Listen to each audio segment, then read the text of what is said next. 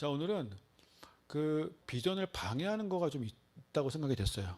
그래서 그 존재에 대해서 오늘 우리가 비전을 방해하는 거, 골리앗을 한번 좀 비유해서 한번 좀 생각해 보는 시간을 가져보려고 합니다. 여러분, 이스라엘 백성과 이 다윗과 골리앗 이 사무엘상 17장은요, 웬만한 사람은 다 한 번씩은 들어봤던 내용이고, 읽어본 내용이고, 설교를 한두 번쯤은 다 들어봤을 내용이에요. 물론 안 그런 사람도 있을 수도 있는데, 나는 오늘 다윗이고 골리앗이고 뭐 처음 들어본다. 손 들어보세요. 이 둘이 뭐였는지 아시죠? 둘이 싸웠잖아요. 다 아실 거예요. 그리고 근데 그 싸우는 거에 앞서서 다윗을 제외한 이스라엘 백성은 전부 골리앗을 무서워하고 두려워하고 있었어요. 그 다 아시죠? 그 얘기는. 네. 그러니까 모든 사람들한테 골리앗은 벽이었어요. 넘지 못하는 벽, 두려움의 존재. 근데 다윗에게는 골리앗이 문이었어요. 다윗은 어떻게 벽이 문이 될 수 있는지를 오늘 좀 같이 보고 싶은 거예요. 아니, 어떻게 내 인생을 가로막고 있던 그 벽이 나한테 문이 될 수 있는지, 그런 영적인 원리를 좀 같이 보고 싶은 거예요. 골리앗. 여러분, 골리앗 하면 그 이름에서 풍겨오는 그 이름의 어감 자체가 좀 다르죠. 그죠? 좀 뭔가 좀 세죠. 이름 자체가 풍기는 그런 포스가 있는 경우들이 좀 있잖아요. 예를 들어서 뭐 이름이 강창철이야. 여러분, 강창철하고 뭐 손온유하고 둘이 싸우면 누가 이길 것 같아요? 괜히 강창철이 이길 것 같죠. 괜히. 그런 식으로 골리앗은 이름 자체가 포스가 있어요. 골리앗 하면은 뭔가 골리앗 그러면 떠오르는 이미지 막 있죠. 고릴라, 킹콩 막 이런 거. 근데 실제로 포스가 있는 분이었어요. 뭔가 두렵고 뭔가 나보다 셀 것 같고 그런 존재였단 말이에요. 17장 한번 가봅시다. 사무엘상 17장 오늘 전체를 한번 훑을 걸 생각하고 있으니까 블레셋 사람들이 군대를 모으고 싸우려고 지금 쳐들어왔어요. 사무엘상 17장 2절 보니까 그 당시 왕이 누구였어요? 사울이 왕이었죠. 사울 왕과 이스라엘 사람들이 또 엘라 골짜기에 진을 쳤어요. 저기가 엘라 골짜기예요. 오늘 좀 화면이 좀 작은데 골리앗과 다윗이 싸운 곳.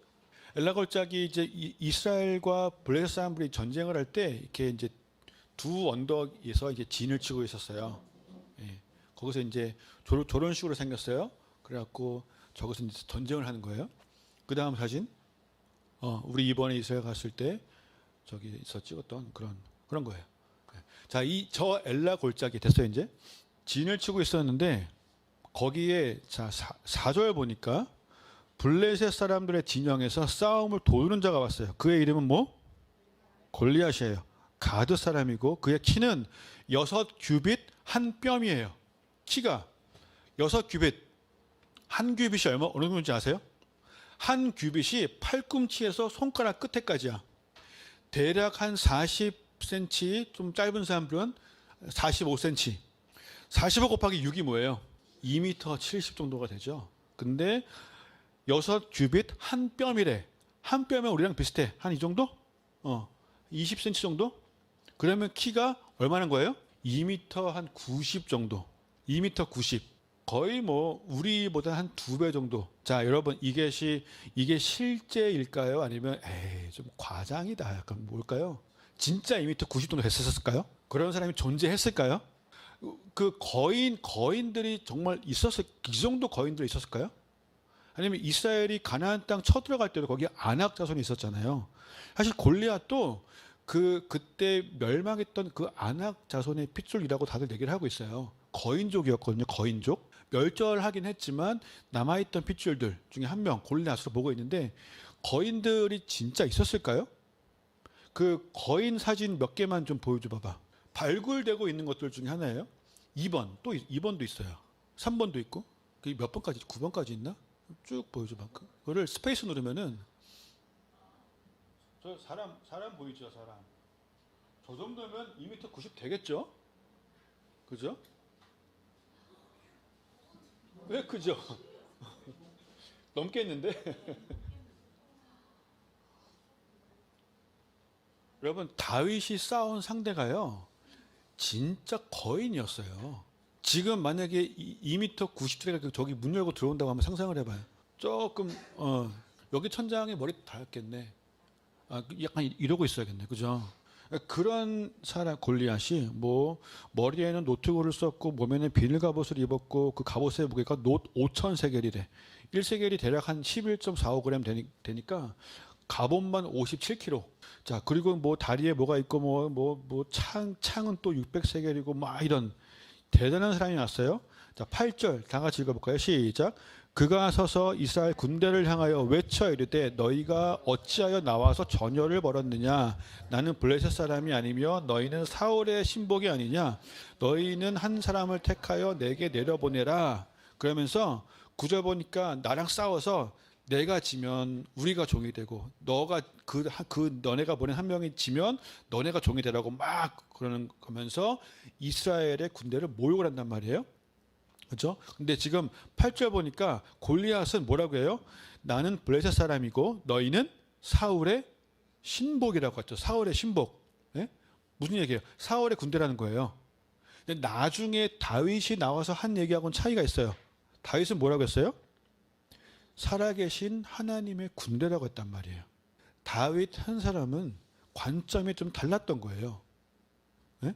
나머지 이스라엘 백성들은요, 지금 하나님의 군대라는 걸 생각을 못했어요. 왜? 골리앗의 말을 듣고 세상의 소리를 듣고 지금 속고 있는 거예요. 내가 사울의 군대라고 생각하면 사기가 떨어질 수밖에 없고 두려워질 수밖에 없어요. 내가 하나님의 군대라고 생각을 할 줄 알아야 돼요. 나의 소속이 어디인지가 내 남은 인생을 결정하는 거예요.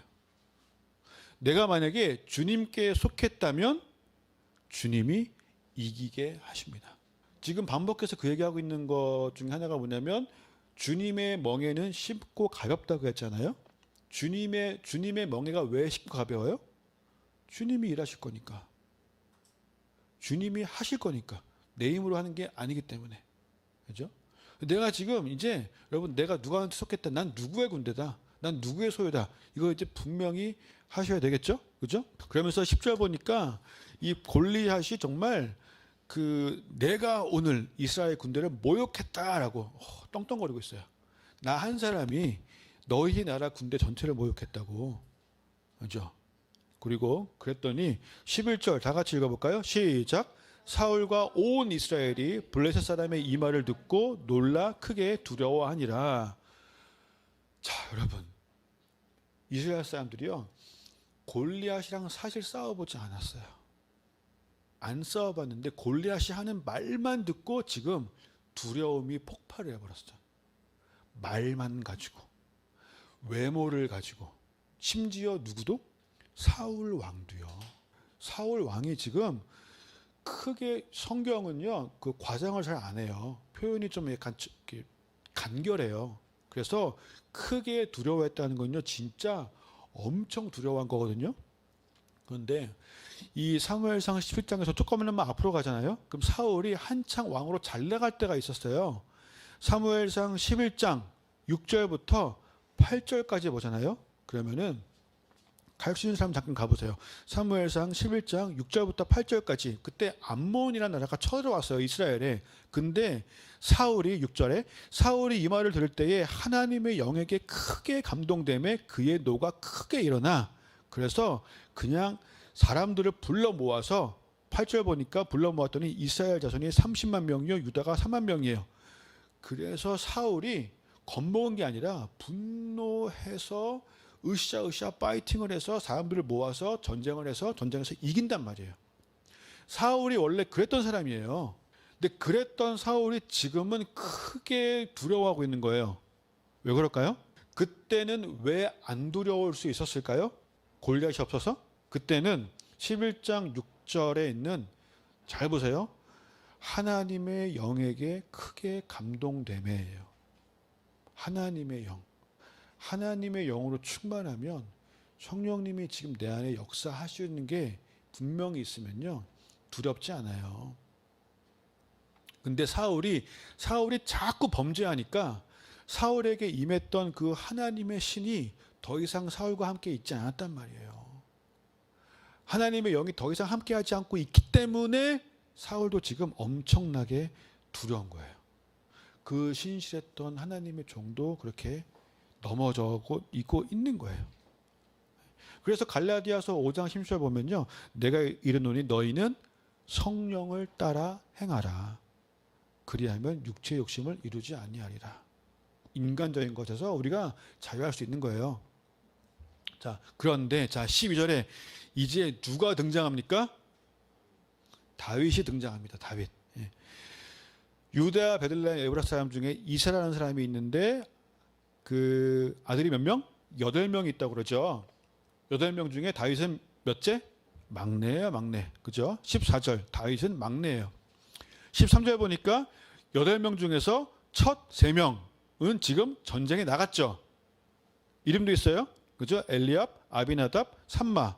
그리고 15절은 사울에게로 왕래하면서 베들레헴에서 아버지의 양을 쳤어요. 누가? 다윗은. 자, 14절 보니까 장성한 세 사람 엘리압, 아비나답, 삼마는 사울을 따랐고 사울을 따랐어요. 그리고 다윗은 그냥 왕래했어요. 사실 사무엘상 17장 전에 16장 보면요. 왕궁에 들어갔다 나왔다 해요. 왜냐하면 사울이 그 악신이 막 괴로울 때 다윗이 수금 타면은 악신 떠나가는 역사. 그게 16장에 먼저 나온단 말이에요. 첫째 3명은 사울과 같은 영적 상태로 볼 수 있어요. 사울을 따르는 사람들이. 다윗은 사울에게 갔지만 영어로 보면요. went and returned라고 되어 있어요. 돌아온 거예요. 다윗은 사울을 쫓고 있는 게 아니라 다윗은 누굴 쫓고 있는 거예요? 하나님을 쫓고 있는 거예요. 그러면 이제 관점이 달라질 수밖에 없어요. 그렇죠? 근데 여기서 이제 우리는 이미 이 스토리를 알고 있으니까 오 다윗 하지만 이 스토리를 모르는 사람이 이게 만약에 영화로 나왔다. 그러면 그 영화에는 이런 모습일 거예요. 왕을 따르고 있는 사람들의 모습이 더 멋있어 보일 수 있어요. 그 왕과 함께하고 있는 자들이란 말이에요. 그럼 되게 멋있어 보이는 거예요. 근데 그거에 비해서 들판에서 양을 치고 있는 다윗의 모습은요. 상대적으로 초라한 모습이란 말이에요. 근데 지금 요 17장은 그 하나님을 따르는 다윗이 사울 왕이 아니라 하나님을 따르는 다윗이 그 초라해 보였던 다윗이 그 양을 치던 다윗이 이제는 기름 부음 받은 것처럼 진짜 왕이 되기 시작하는 그 중요한 사건을 보여주는 중요한 장인 거예요. 27장이. 자, 10절 보면은 그 블레셋 사람이 40일을 도석으로 나왔대요. 조석. 아침 밤으로 계속 나와서 자기 몸을 나타냈대요. 어떻게 좀 볼 수 있냐면 40일 동안 이스라엘 군대 아무것도 못했어요. 몸을 나타냈다고 되어 있는데 이스라엘 백성이 지금 영적인 관점이 없으니까 육신의 관점으로만 자꾸 보니까 두려운 거예요. 이스라엘 군대도 그렇고 골리앗도 그렇고 눈에 보이지 않지만 분명히 영으로 함께하고 계시는 그 하나님은 보지를 못했어요. 누구만 봤어요? 다윗. 다윗은 그 하나님을 의지해서 이긴 거잖아요. 그렇죠? 근데 이제 17절 보면은 그 다윗의 아빠 이새가 그 다윗한테 자, 지금 니네 형들 중에 3명이 형은 총 7명이지만 형들 중에 첫째, 둘째, 셋째가 전쟁터에 나가 있으니까 가서 먹을 것 좀 갖다 줘라. 그리고 가서 형들이 잘 있다는 증표를 좀 갖고 와라. 라고 명령한단 말이에요. 그래서 20절 다 같이 시작. 다윗이 아침에 일찍이 일어나서 양을 양치는 자에게 맡기고 이새가 명령한 대로 가지고 가서 진영에 이른즉 마침 군대가 전쟁에 나와서 싸우려고 고함치며 막 이러고 있는 중이었어요. 자, 아빠가 막내 아들을 전쟁터에 보내버렸어요. 심부름 보냈어요. 전쟁터에 심부름 보낸 경우는 처음 본 것 같아요. 보내버렸어요. 근데 여기서 우리가 조금 주목해보고 싶은 게 뭐냐면은 다윗이 아침에 일찍이 일어나요. 일찍이 일어나. 지금 다윗의 자세가 소극적이에요? 적극적이에요? 적극적이에요. 사실 다윗의 그 인간 됨됨이를 그 태도를 볼 수 있는 거예요. 여러분 이미 17장 전에 다윗은 왕으로 기름 부음 받았어요. 이미 너는 왕이 될 거야 라는 소리를 들었단 말이에요. 지금 다윗은. 아니 왕이 될 거라고 기름 부음 받았는데 아버지가 시킨 일은 별거 아닌 하찮은 심부름이었어요. 만약에 다윗이 작은 일을 우습게 여기는 성품이었으면 아 내가 왕이 될 사람인데 뭐 이런 걸 시켜. 예? 이런 수준의 사람이었으면 아침부터 미기적 막 하기 싫은 거 티 팍팍 내면서 아 다른 형들 보내지 지금 내 위에 4명이나 있는데 그 왜 나한테? 예? 나는 지금 이미 왕궁도 들락날락 거리고 있는 사람인데 밥 심부름이나 하라고? 아니 그 위험한 곳에 가라고? 나 다치면 어쩌라고 막 다윗이 그런 모습이 아니에요. 그런 사람이 아니에요. 다윗은 이런 작은 일에도 얼마나 최선을 다했는지 우리가 볼 수 있어요. 이새가 명령했을 때 아침 일찍 출발했죠. 그리고 이런 자세는 하나님께 더욱 인정받는 계기가 되었어요. 왜냐하면 성경에 많은 곳에 뭐라고 되어 있냐면요. 누가복음 16장 10절 보면은 지극히 작은 것에 충성된 자는 큰 것에도 충성하고 지극히 작은 것에 불의한 자는 큰 것에도 불의하다고 되어 있어요. 하나님은 큰 일 가지고 잘하나 못하나 보시지 않으시고 별것도 아닌 작은 일 가지고 얘가 잘하나 못하나 보고 계신 거예요 사실. 그러면서 마태복음 보니까 25장 21절에 그 주인이 이르되 잘하였도다 착하고 충성된 종아 네가 작은 일에 충성하였음에 내가 많은 것을 너에게 맡기리니 너의 주인의 즐거움에 참여할지어다 라고. 다윗이 태도 자체가 하나님이 기뻐하시는 태도예요. 그죠? 아브라함도 심지어 아브라함이 그 이삭을 제물로 바치라고 했을 때 아침에 일찍이 떠났다고 돼 있어요. 힘든 일도 되게 적극적으로 하는 사람이었단 말이에요. 아브라함은. 그래서 다윗이 그걸 가지고 전쟁터에 갔어요.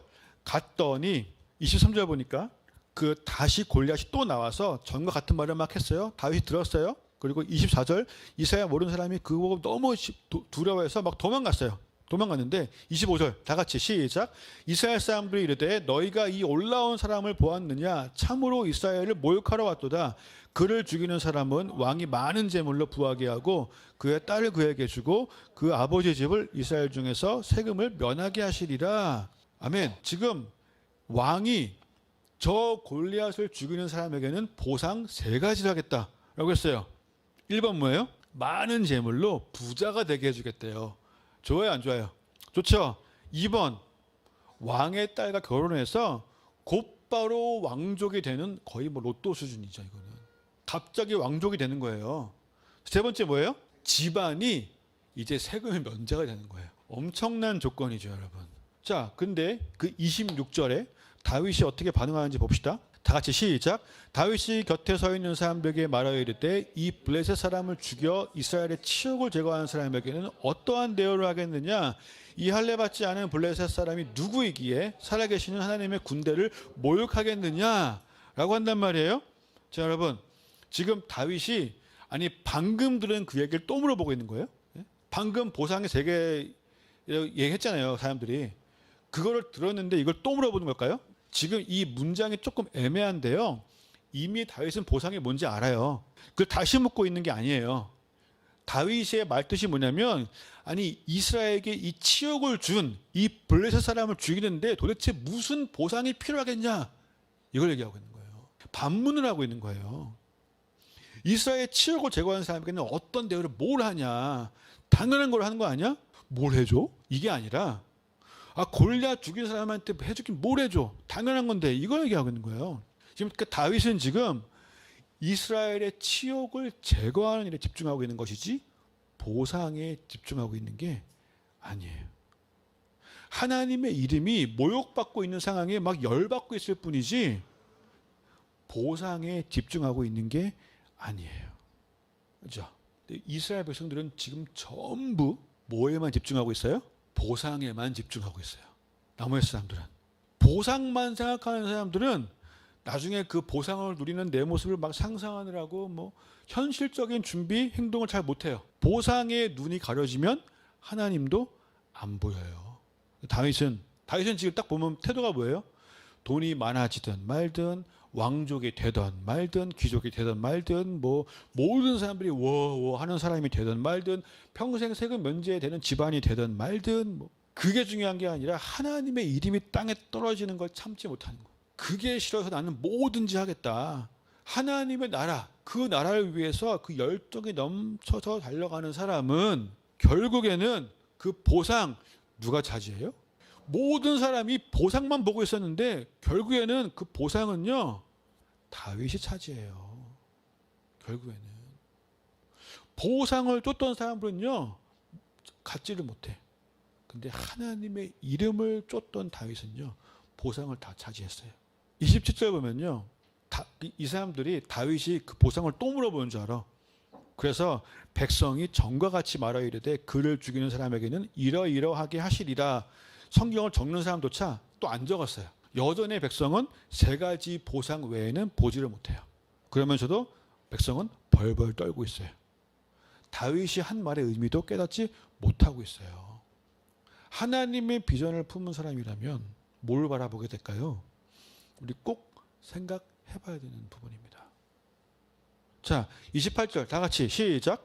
큰형 엘리압이 다윗이 하는 사람에게 하는 말을 들은지라 그가 다윗에게 노를 바라여 이르되 네가 어찌하여 이리로 내려왔느냐 들에 있는 양들을 누구에게 맡겼느냐 나는 내 교만과 내 마음의 완악함 많으니 네가 전쟁을 구경하러 왔도다 라고. 엘리압이 지금 괜히 막 화가 나고 있어요. 다윗한테 화를, 아니 자기 밥 갖다 줬는데 우리 막내가 지금 이 위험한 전쟁터에까지 와서 밥도 갖다 주고 있는데 엘리압은 막 화를 내고 있어요. 왜 이렇게 화가 났을까요?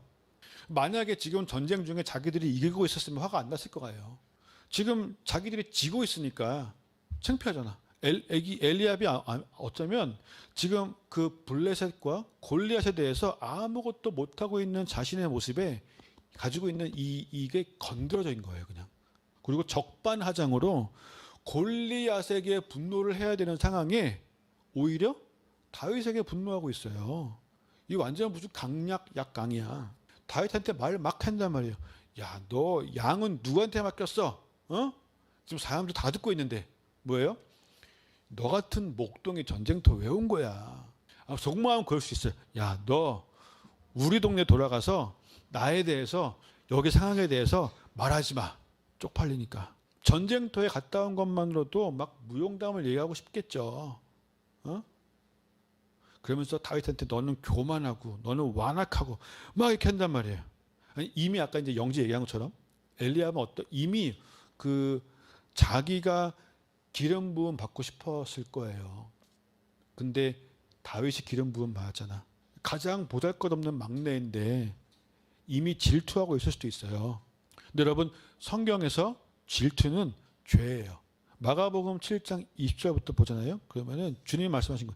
또 이르시되 사람에게 나오는 그것이 사람을 더럽게 한다. 사람에게서 나오는 거, 속에 사람의 마음에서 나오는 것은 악한 생각, 음란, 도둑질, 살인, 간음, 탐욕, 악독, 속임, 음탕과 질투, 비방과 교만과 우매함.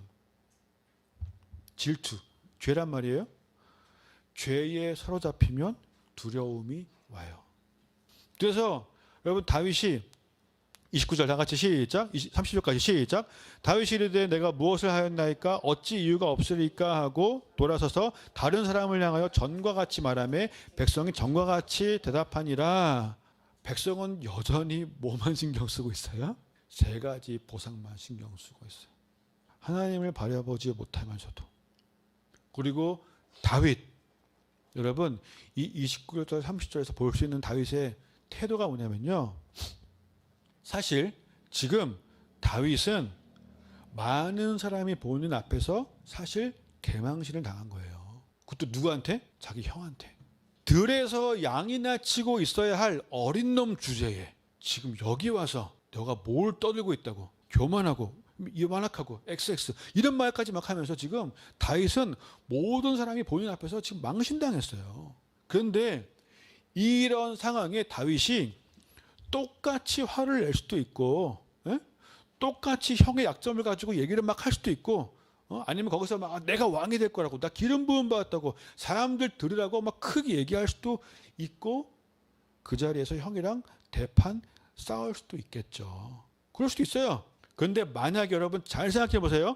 만약에 그 자리에서 다윗이 엘리압과 대판 싸웠다면, 그 자리에서 이 두 형제가 막 소리를 지르면서 싸웠다면 과연 그날 다윗이 골리앗과 싸우는 일이 일어났을까요? 만약에 그랬다면 이 사무엘상 17장은 전쟁터에서 한 형제가 형제간의 싸움으로 되게 창피하고 돌아갔다는 그런 기록만 되어 있을 수도 있어요. 다윗은 막 삐져서 집에 가고 그랬다. 근데 다윗이 여러분 여기 보니까 다윗이 형한테 주절주절 얘기하지 않아요. 감성적으로 반응하지 않아요. 굉장히 심플하게 대응해요. 그냥 돌아서요. 주변에 있는 사람들이 그 저 형의 말 때문에 나를 어떻게 생각할지 별로 신경을 쓰지 않아요. 다윗이. 왜? 다윗의 관심사는 오직 지금 하나님의 이름이 모욕받고 있는데 지금 이거 외에는 별로 신경 안 쓰이는 거예요. 저 하나님의 이름 앞에서 지금 내가 뭐 높아지고 낮아지고 뭐 이거 다윗 관심 없어요. 그래서 이런 다윗의 모습이 여러분 잘 생각하세요. 다윗이 골리앗을 이기기 이전에 다윗은 자신을 이길 줄 아는 자였음을 보여주는 거예요. 자신과의 싸움에서 이길 줄 아는 자. 자기를 높이는 것 때문에 우왕좌왕하지 않을 수 있는 자. 하나님 보시기에 골리앗을 이길 만한 인물이다. 왜냐하면 성경에 잠언 16장 32절 보니까요. 자, 노하기를 더디하는 자는 용사보다 낫고 자기의 마음을 다스리는 자는 성을 빼앗는 자보다 나으니라 라고 되어 있어요. 그래서 여러분 어떤 사람이 다윗이 한 말 듣고 사울에게 얘기해서 사울이 다윗을 불렀어요. 그렇죠? 그랬더니 32절 다 같이 시작. 다윗이 사울에게 말하되 그로 말미암아 사람이 낙담하지 말 것이라 주의 종이 가서 저 블레셋 사람과 싸우리다 하니. 자, 지금 누가 누구를 위로하고 있어요? 사울 왕이에요, 왕. 여러분 다윗은 지금 이때 분명히 나이는 10대예요. 10대. 왜냐하면 이 당시 이스라엘 문화 풍습이요. 20살 넘어가면 전쟁터에 나갈 수 있었어요. 위에 형들 3명만 20살 넘은 거예요. 다윗은 10대예요. 근데 지금 10대 애가 왕을 위로하고 있어요. 낙심하시지 마시라고. 지금 이제 하온이 라임 빼고 제일 어린 사람이 누구죠? 제일 어린 사람이 가끔 나와 위로 좀 해줘. 목사님 낙심하시지 마시라고. 가끔 해줘. 여러분 그리고 나서 32절 보니까 다윗이 사울에게 뭐라고 말해요? 위로만 한 게 아니라 그로 말미암아 사람이 낙담하지 말 것이라 주의 종이 가서 저 블레셋 사람과 싸우리다. 10대 애가. 다윗은 그냥 심부름만 하고 집에 갈 수도 있었어요. 근데 지금 다윗은 하나님이 다윗의 인생길 위에 놓으신 그 문을 분명하게 열고 들어가는 거예요. 3가지 보상을 위해서 그랬을까요? 아니에요. 이스라엘 백성은 지금 3가지 보상을 그렇게 원하면서도 싸울 생각을 못해요. 왜 그럴까요? 그 3가지 보상이 아무리 갖고 싶어도 내 목숨과 바꿀 정도의 가치는 아니기 때문에 그래요. 아무리 갖고 싶어도. 누가 뭐래도 아무리 뭐래도 내 목숨이 제일 중요하기 때문에. 그래서 벌벌 떠는 거예요. 근데 다윗은 지금 그게 중요한 게 아니거든. 보상도 중요하지 않아요. 다윗은. 하나님 보시기에 어떻게 보이겠어요? 자기 목숨도 하나님의 이름보다 중요하지 않게 생각하는 그 마음 하나님 감동을 받으실까요? 안 받으실까요?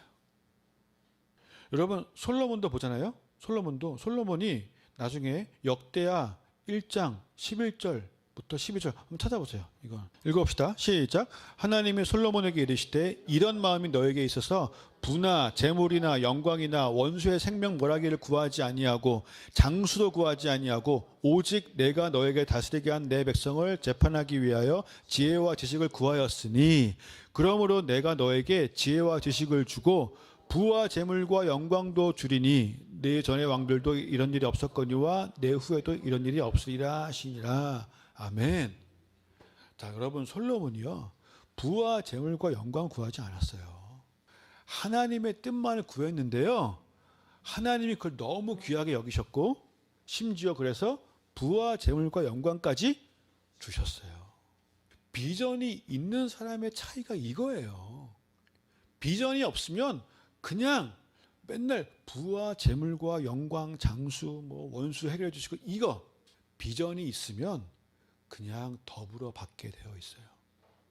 그랬더니 지금 사울이 다윗한테 너는 못 싸울 거야. 33절에 너는 소년이고 쟤는 네 나이 때부터 용사였어.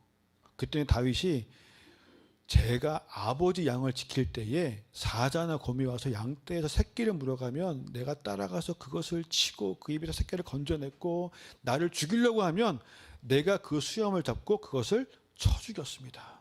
자기 힘으로? 주님의 힘으로 했다는 거예요. 그죠?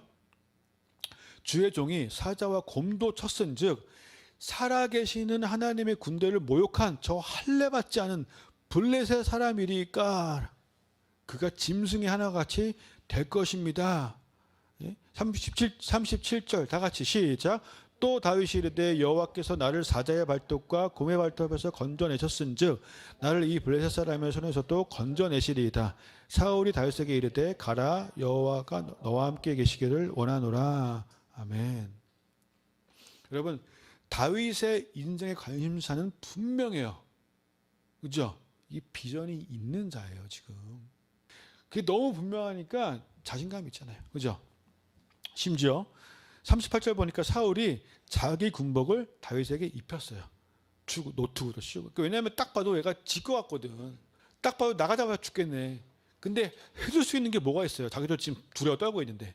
그나마 거기 그 군대에 있는 갑옷 중에서 제일 좋은 갑옷. 그나마 좀 이거 입으면 좀 낫지 않을까? 아니 좀 더 늦게 죽지 않을까? 그런 것 막 주고 갑옷도 입히고 칼도 준단 말이에요. 여러분 기억나세요? 옛날에 지금 이스라엘 군대는요 칼이 딱 두 자루밖에 없어요. 사울과 요나단밖에 없어요. 나머지는 전부 농기구를 들고 나왔단 말이에요. 다윗한테 그나마 야 이거라도 한번 들고 나가봐. 칼을 준단 말이에요. 골리앗을 이기기 위해서 세상이 우리에게 제시하는 방법이 있어요. 야 남은 다른 사람은 칼 갖고 이겼대. 야 좀 이게 갑옷이 튼튼해야 이길 수 있지 않겠어? 세상의 방법이 있단 말이에요. 우리도 모르게 저 군복이라도 저 칼이라도 칼 주세요. 칼 주세요. 다윗은 그게 아니었죠. 그죠? 다윗이 39절 보니까 칼을 군복 위에 차고는 익숙하지 못함으로 되게 귀여워요.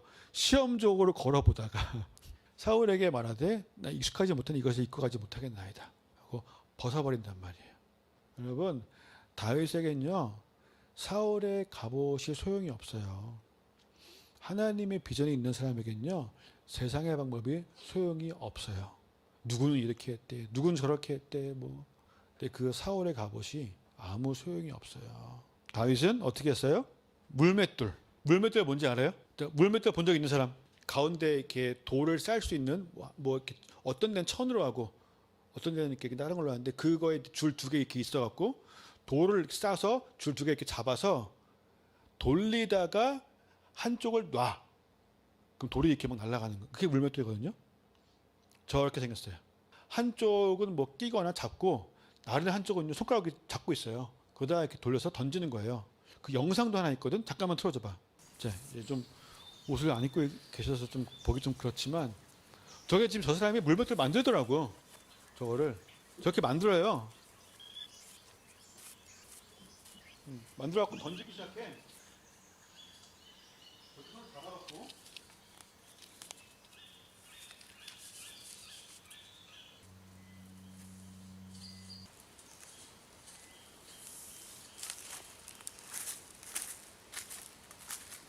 보세요. 던져. 그리고 돌려갖고 던져. 저기 그 표적 보이세요? 표적? 저거 맞추려고 하는 거야. 잘 안 맞죠. 수십 번 해도 안 맞아요. 저게 맞는 게 쉽겠어요? 어려워요.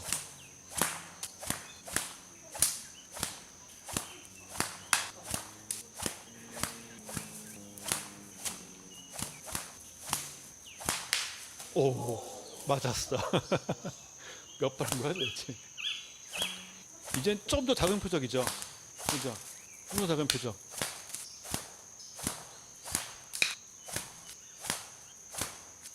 진짜 안 맞아요.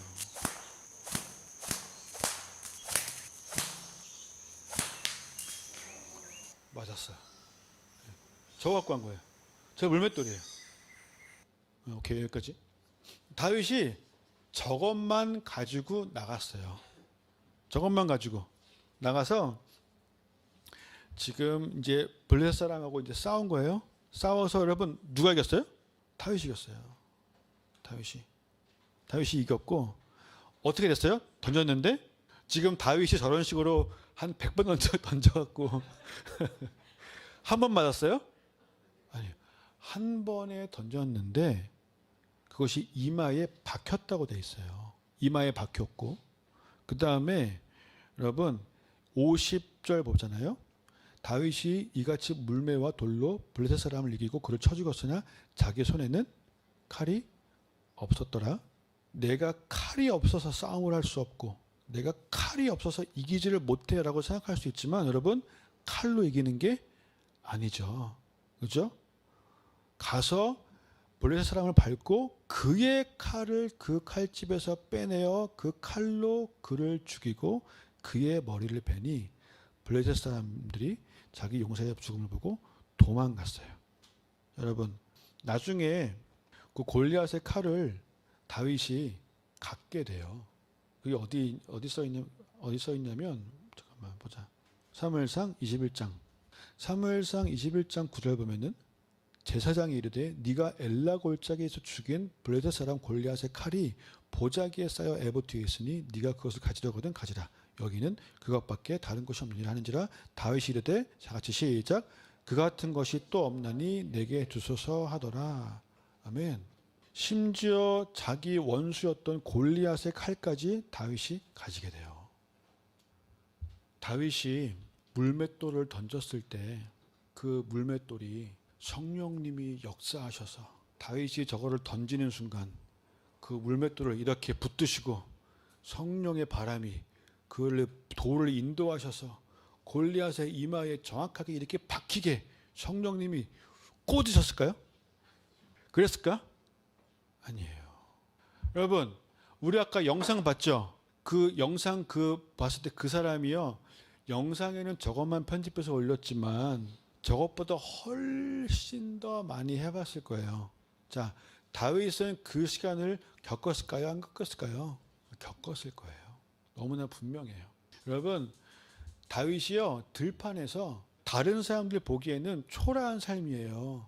지금 왕과 함께 서 있는 자가 아니에요. 다윗이 그 들판에서 혼자 양을 치고 있는 그런 인생이었단 말이에요. 그 되게 애처로운 삶의 모습으로 보일 수 있어요. 얼마나 외로웠을까. 거기서 여기 보면은 뭐 사자가 오고 곰이 와서 양의 새끼를 물어가고 막 자기도 해하려고 했다는 거 하잖아요. 근데 그런 상황이 됐을 때 아무도 자기를 도와줄 사람이 없었어요. 혼자였어요. 외로웠어요. 혼자 다 이겨내었어야 돼요. 그런데 그런 사람이 보기에 초라했던 그 들판에서의 삶이 하나님이 왕을 만들어 가시는 왕의 학교라는 것을 아무도 몰랐었어요. 거기가 왕이 준비되어지는 그런 공간이었던 거예요. 다윗에게는 가장 외롭고 가장 힘들고 내가 지금 여기서 뭐 하고 있는 거야. 그리고 어쩌면 그냥 살기 위해서 발버둥 치고 있는 순간이었단 말이에요. 곰으로부터 나를 지켜야 되니까 사자로부터 나를 지켜야 되니까 이 돌팔매질 연습을 하루도 빼놓고 안 할 수가 없는 거예요. 매일매일 수십 번 던졌어야 되는 거예요. 다윗은 얼마나 힘들었겠어요. 처음부터 곰이 맞았을까요? 예? 저렇게 지금 가만히 있는 표적도 맞추기 힘든데 곰이나 사자를 맞추기 쉬웠을까요? 그리고 어설프게 맞추면 덜 받지 곰도. 예? 더 공격하고 뭐 그랬을 거 아니에요. 그런 것들을 다윗은 다 견뎌낸 거예요. 그리고 몇 년을 그렇게 맨날 돌팔매질 연습을 그렇게 죽어라 하니까 신의 경지가 다윗도 그 정도로 외로웠지만 힘들었지만 진짜 열심히 산 거예요. 얼마나 피나는 연습을 했을까. 그래서 어떻게 된 거예요? 결국에는 골리앗을 싸워서 갑옷도 없이 칼도 없이 이겼던 거예요. 그리고 그 과정에서 다윗이 뭘 배웠어요? 사람을 의지하지 않고 하나님만을 의지하는 법을 그 들판에서 배웠어요. 하나님이 가장 높이 세워주기 원하시는 그 왕의 자질 중에서 제일 중요한 거를 거기서 배운 거예요. 사람들이 보기에는 초라한 그 현장에서 제일 중요한 걸 배웠어요. 그게 없었으면 다윗도 똑같이 두려웠을 수 있어요. 근데 안 두려웠단 말이에요. 여러분, 아무리 평범한 집안에 가장 주목받지 못하는 그 막내라도요, 하나님 중심의 분명한 신앙이 있으면 하나님 역사의 주인공이 됩니다.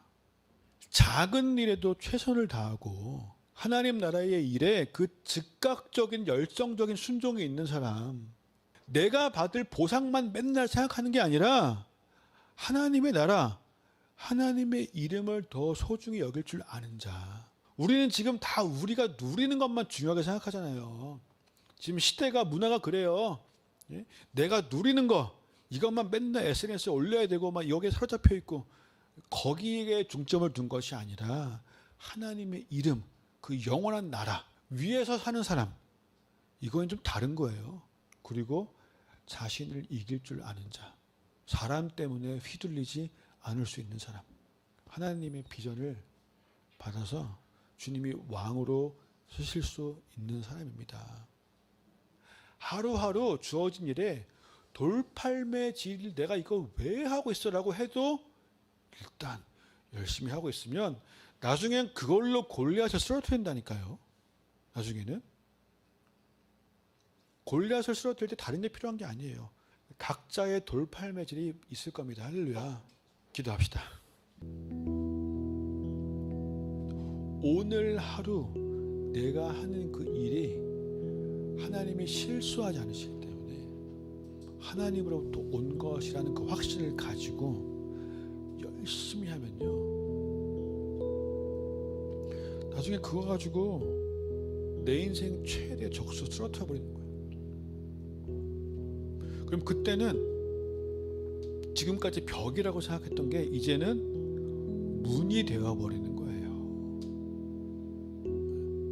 여러분, 우리가 한 번 사는 인생, 아, 저게 벽이 아니고 문이었구나를 발견하게 되시기를 예수님의 이름으로 축복합니다.